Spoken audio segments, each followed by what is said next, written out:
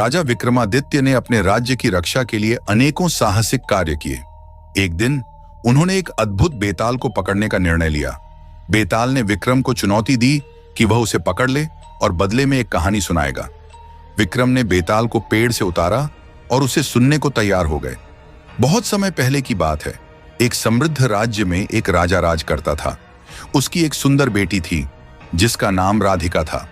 राजा ने निश्चय किया कि अब समय आ गया है कि वह अपनी बेटी के लिए एक योग्य वर खोजे। राजा ने सभी राजकुमारों को आमंत्रित किया और उन्हें एक चुनौती दी।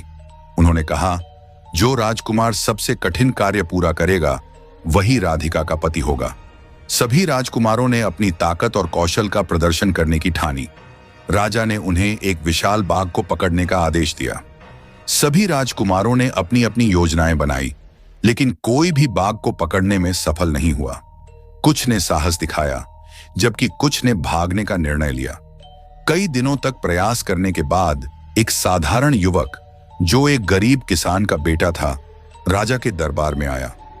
उसका नाम अर्जुन था।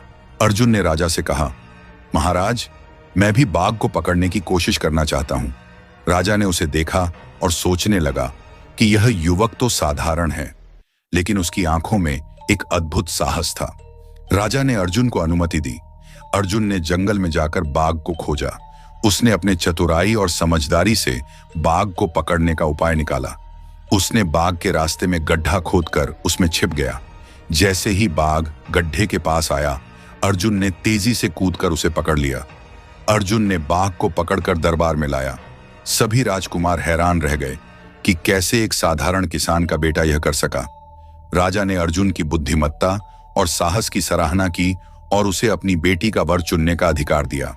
बेताल ने राजा विक्रम से पूछा, राजा बताओ, सर्वश्रेष्ठ वर कौन है?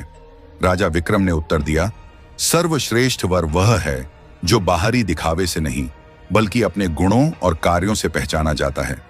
अर्जुन ने दिखाया कि असली साहस और बुद्धिमत्ता किसी भी व्यक्ति में हो सकती है, चाहे उसकी सामाजिक स्थिति कैसी भी हो।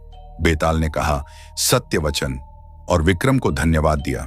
इस प्रकार राजा विक्रम ने यह सीखा कि असली मूल्य व्यक्ति के गुणों में होता है, न कि उसकी बाहरी सुंदरता में। इस कहानी से हमें यह सीखने को मिलता है कि हमें किसी व्यक्ति की पहचान उसके गुणों और कार्यों से करनी चाहिए।